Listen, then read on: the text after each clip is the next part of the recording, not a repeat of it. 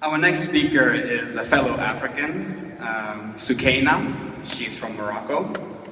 The title of her speech to us is From Youth at Risk to Youth Taking Risks. And this comes from a 4-year background of strategy and also passion, and a focus also on not just on yourself, but on other people as well. Please, welcome. Sukaina.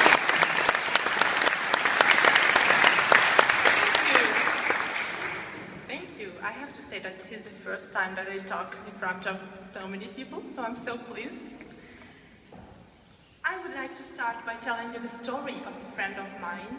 He is Indian. He grew up in a small and very poor village in the south of India. At the age of 16, his financial family conditions forced him to drop out from school and to look for an income. So he was working, collecting garbage from door to door in houses, sorting it, and sending it back to companies who could recycle it. And like that, he could barely afford 1 meal per day for his family. And many of his friends were in the same situation as he. However, some of his friends were to delinquency. They started taking drugs because they were in so bad condition. But he wanted to help them, so he decided to encourage them to work in the same thing as he has done. So he created a small company, and he hired his friends so they could work and they could get an income and have a little bit better life. So with this, my friend started to have a sense of living and belonging. He started to have ambitions. He wanted to grow his company, and he also saw a lot of opportunities to make it bigger.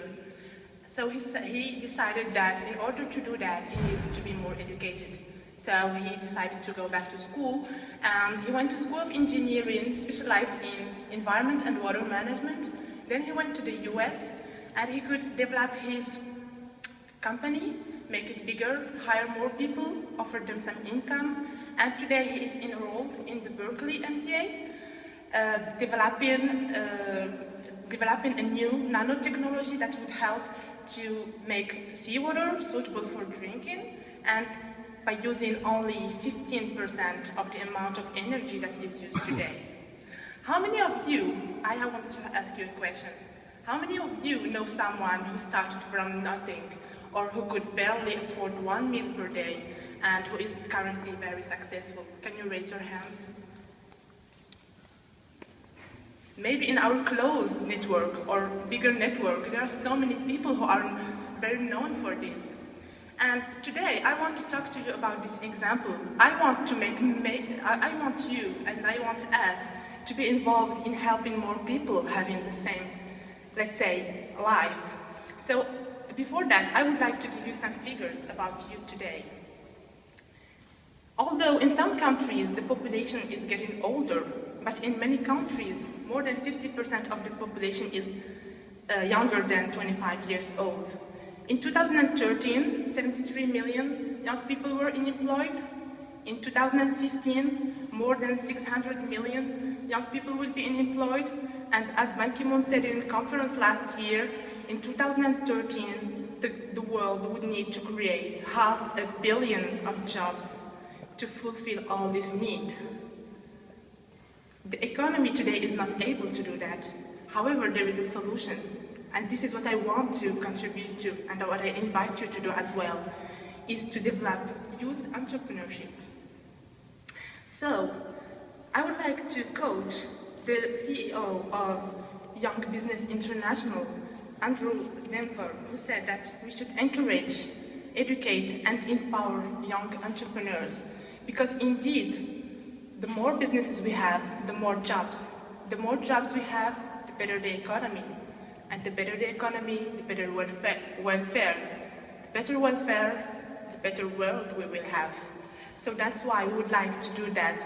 And as future global leaders, I invite you to act actively upon this. However your scope is, either you have a very limited job scope, you are future bankers. Okay, work on this, create some small offers designated or destined to young entrepreneurs. You are marketing or purchasing people. Create demand for small companies, for young people. You can play within your small scope.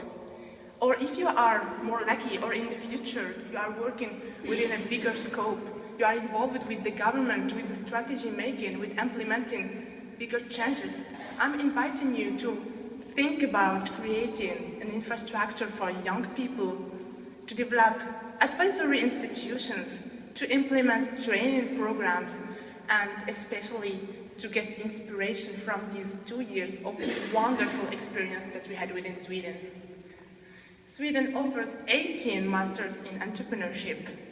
Sweden also has a program that is implemented within schools, so young people from the age of 8 start to have some experiences within entrepreneurship, and this develops their mind.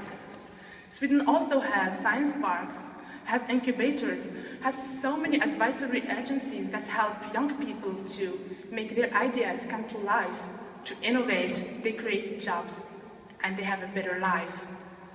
I would like to invite you to think about this and to see how you could use the smallest of what you have seen here in Sweden to help young people around you and to have a broad impact on the world that you are living in.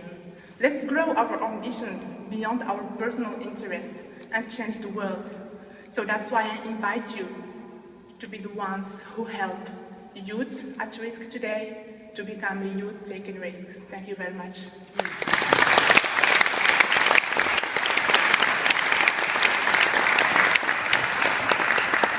Thank you very much.